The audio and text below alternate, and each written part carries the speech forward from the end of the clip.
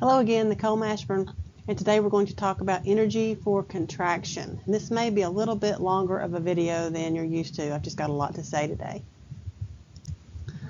So when we talk about the energy for contraction, we're really talking about ATP. ATP is the only source that's used directly for contractile activities.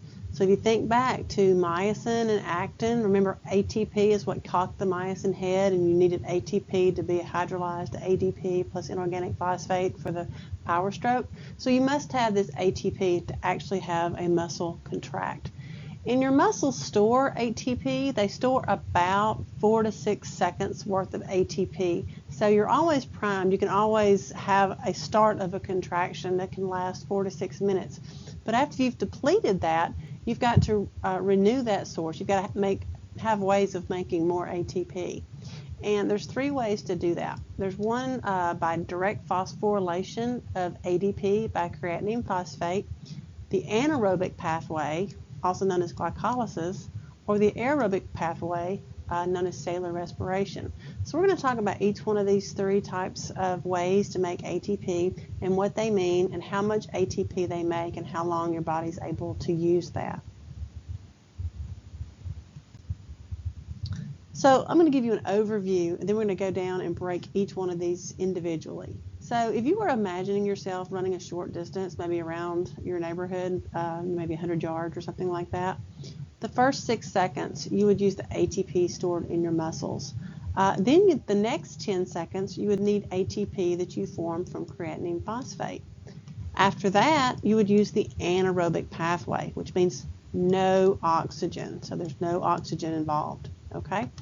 If you were to continue running for minutes and hours like a marathon, you would go into what's called the aerobic pathway, which uses oxygen. Okay, so your first short burst of energy, you use up your stored energy, you make a little bit more, then you make a little bit more, and if you continue to go, you basically go over into what's called aerobic respiration. Now, honestly, when you're doing long-term exercise, you kind of bounce back and forth between these two, and we'll talk about that in just a minute, but I wanted to give you kind of a visual of what we're talking about as we go into each one of these in more and more detail. So what is the phosphorylation method? So I call this the borrow and steal method.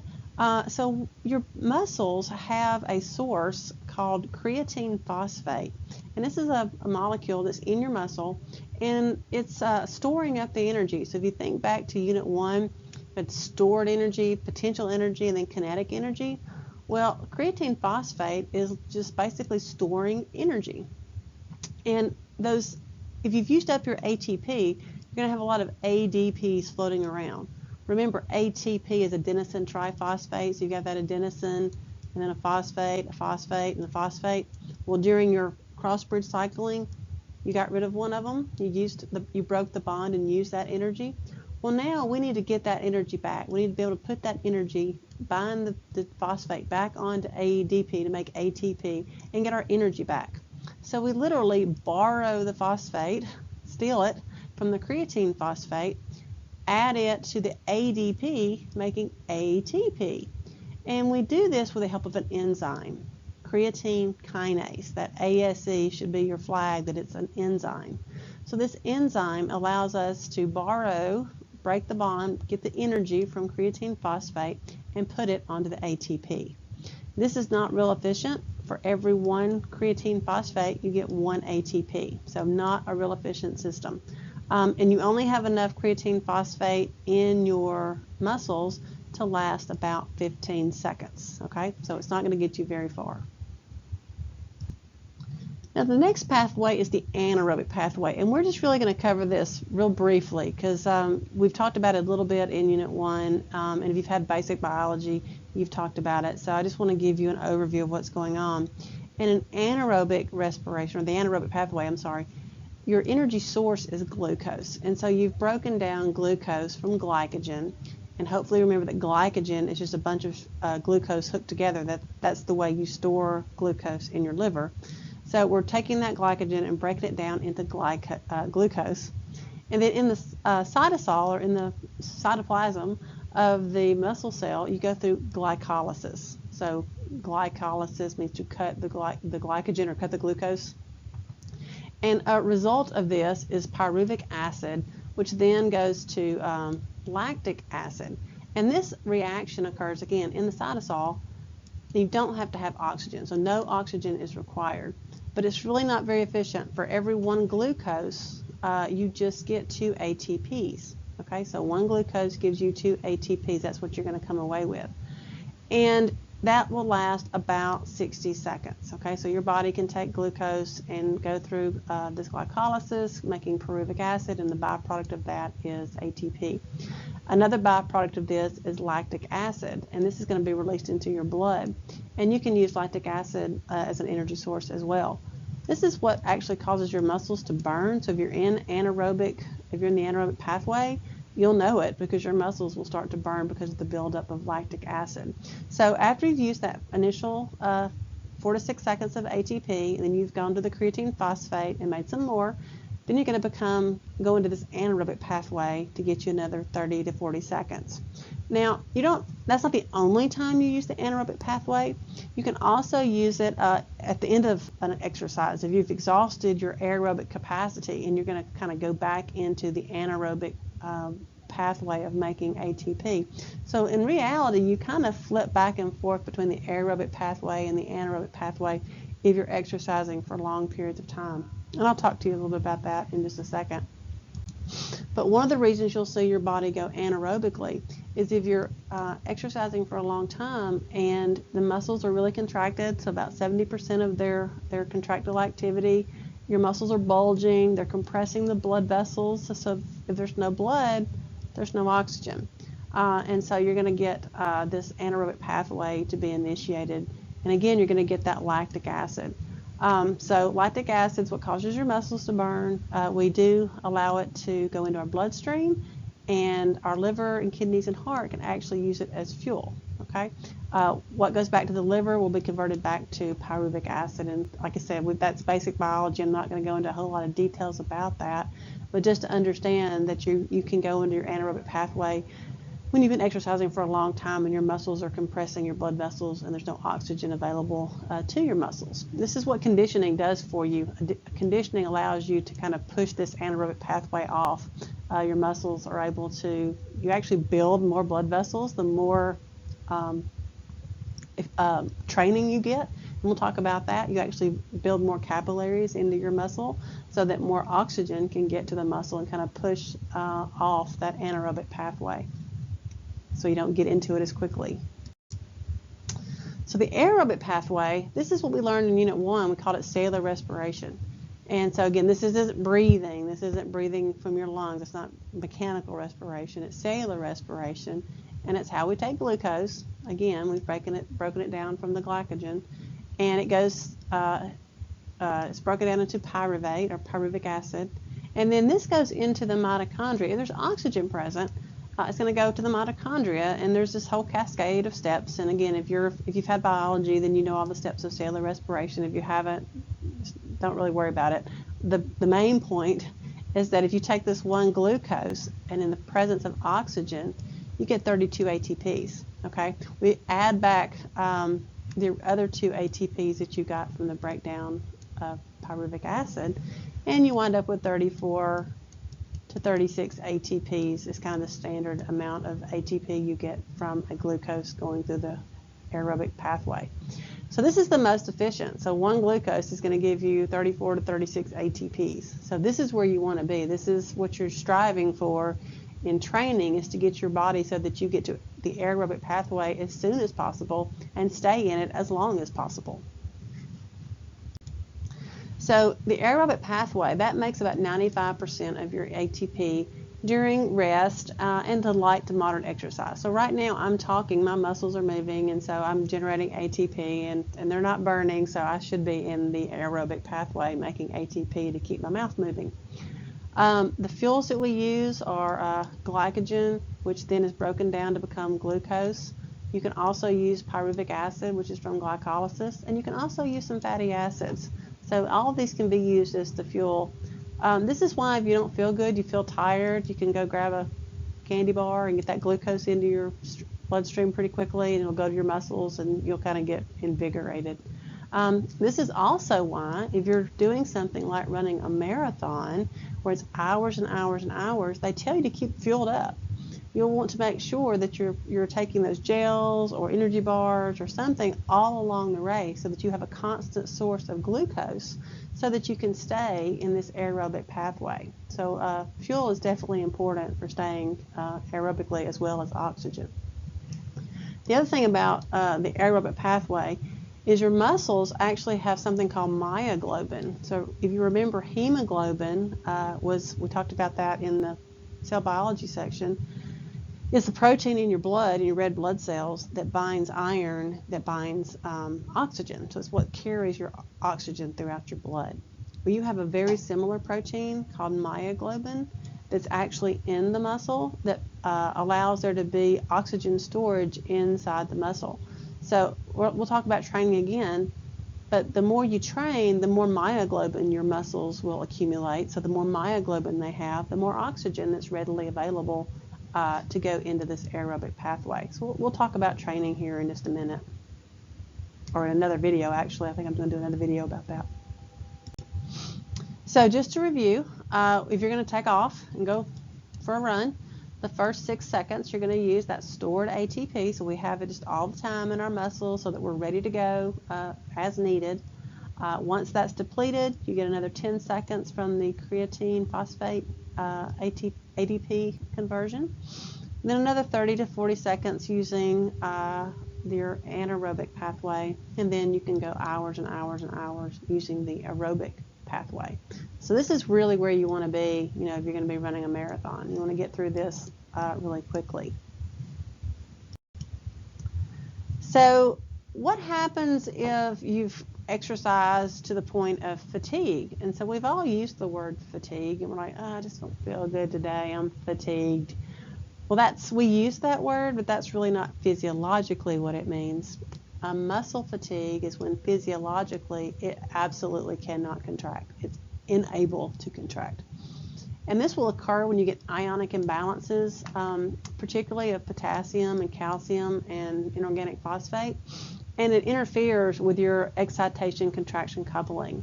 So I don't want to go into a whole lot of detail, but remember things like the action potentials. You've got changes in voltage. Remember how sodium and potassium move?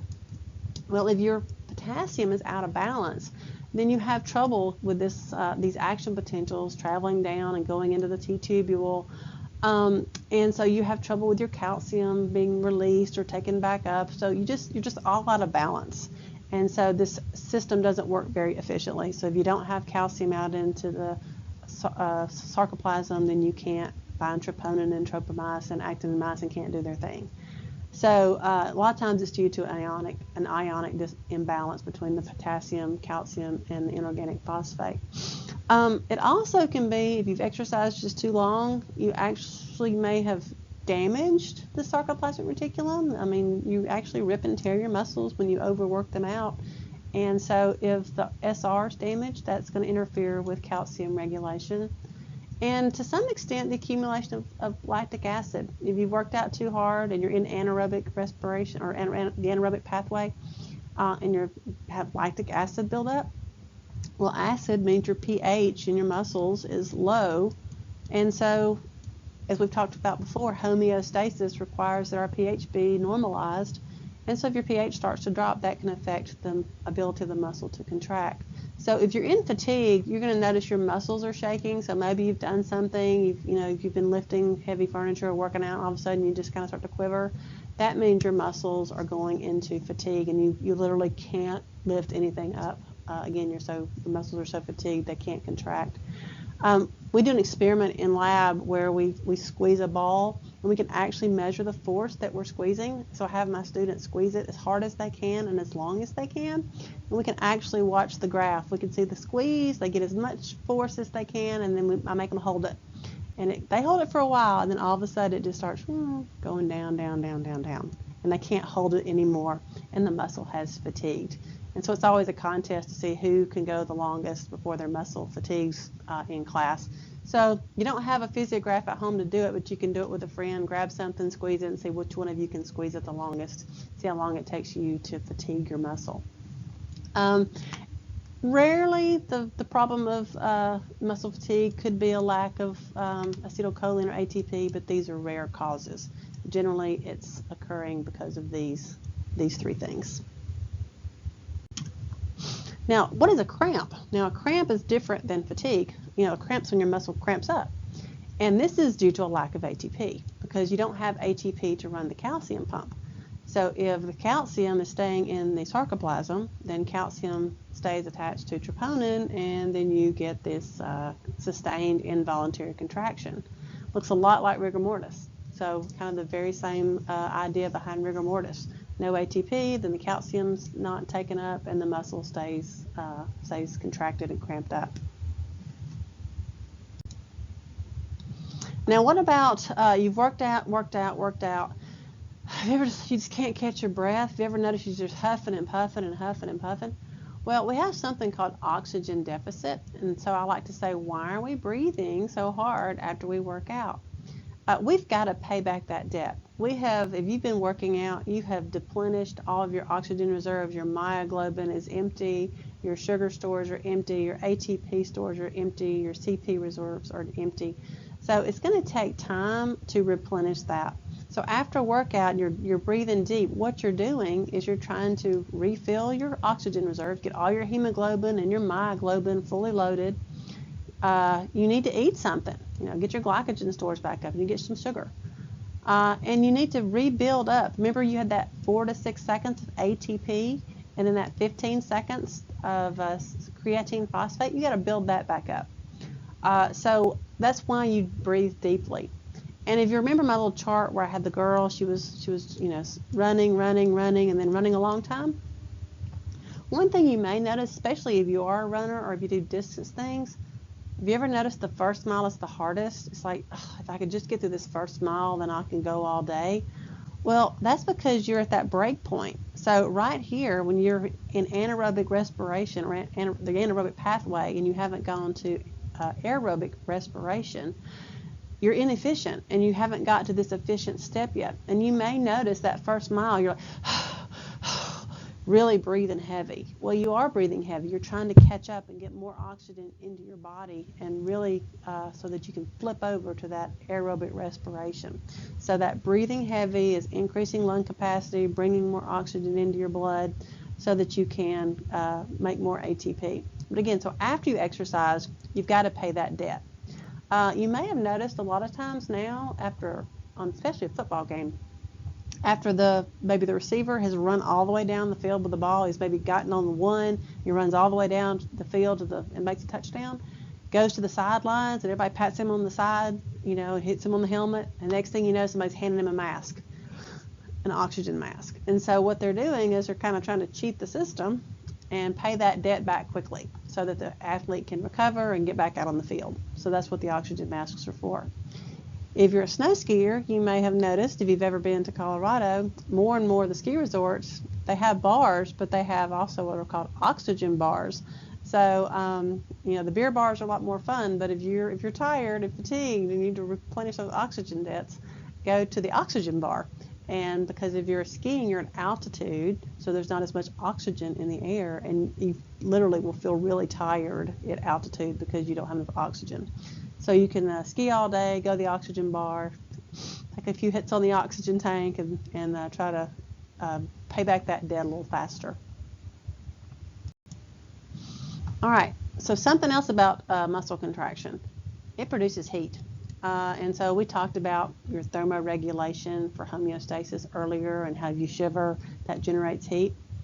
40% of the energy released in muscle activity is work, but the rest of it is heat. Okay, so it's okay efficient.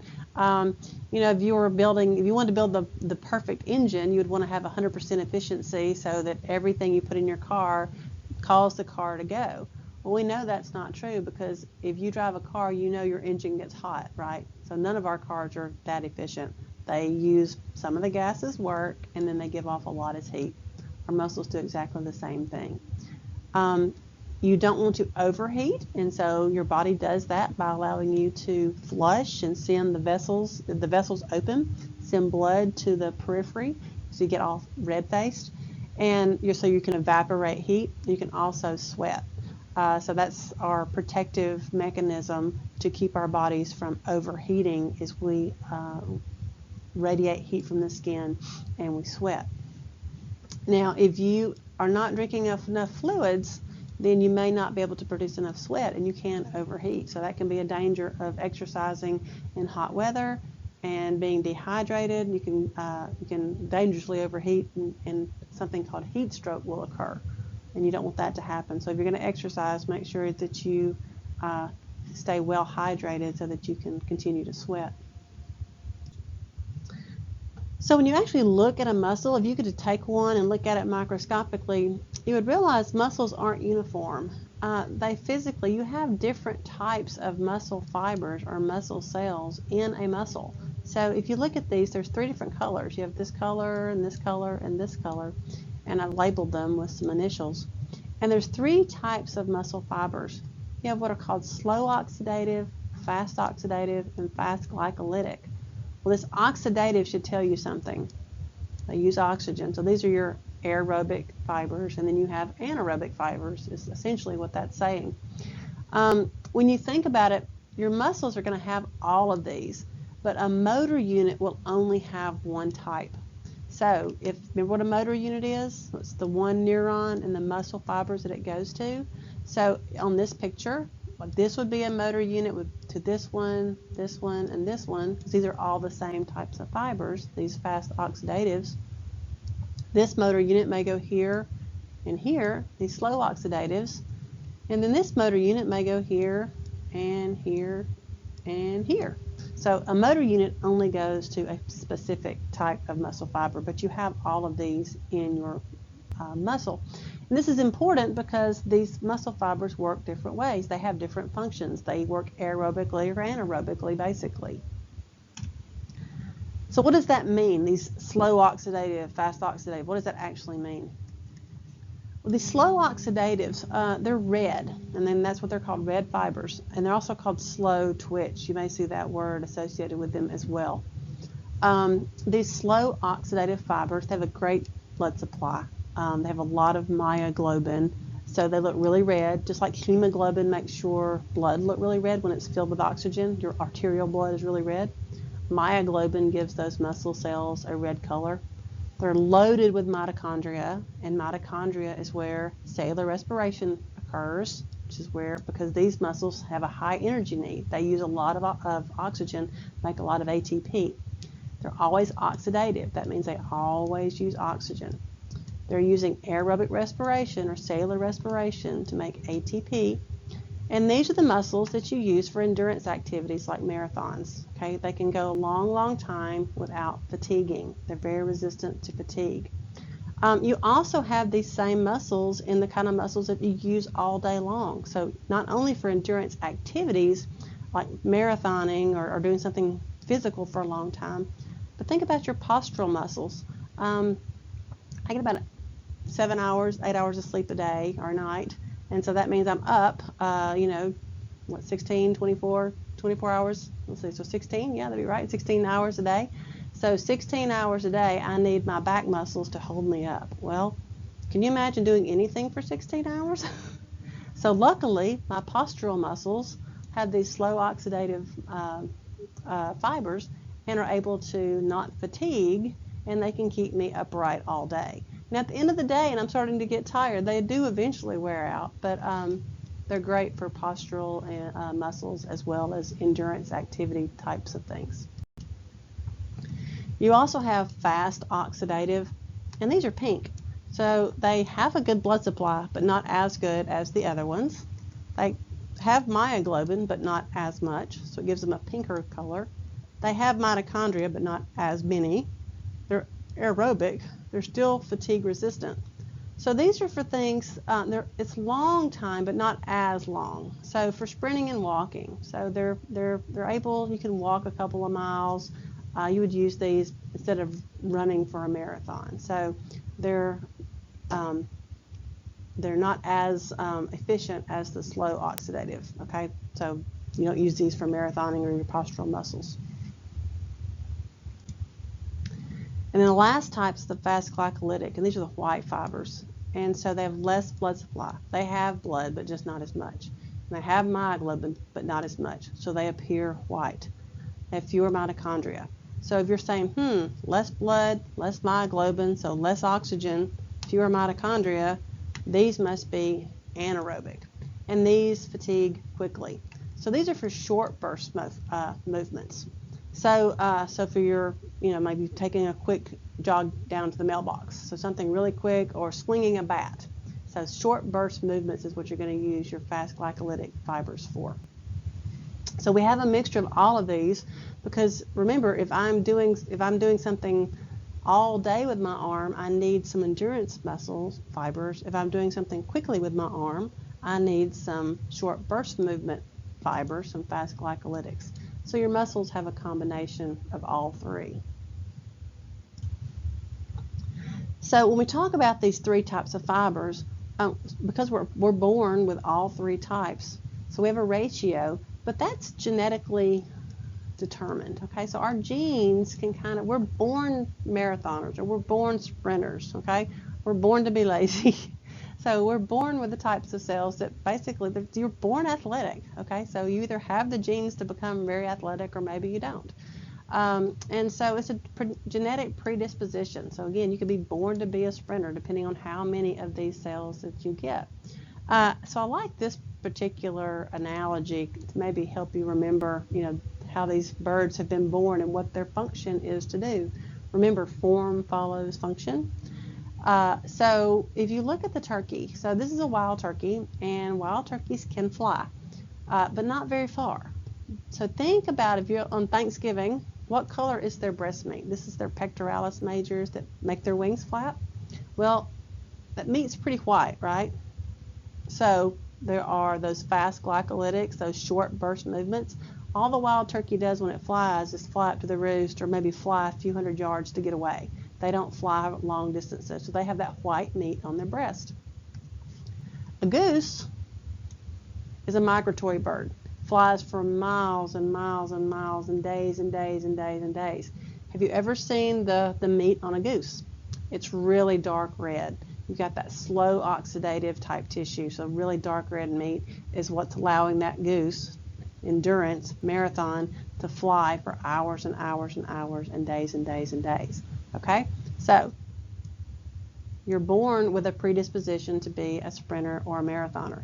Does that mean you can't become a sprinter or you can't become a marathoner? No. You can do training to increase your numbers of these different types of fibers, okay? But you have to work at it. And we'll talk about training and what training actually does, and how we can change some of our fibers, and how we can become a marathoner or a sprinter, or stronger, and be able to lift more and more weight. And that'll be on another video. Thank you for your attention, and I will see you later.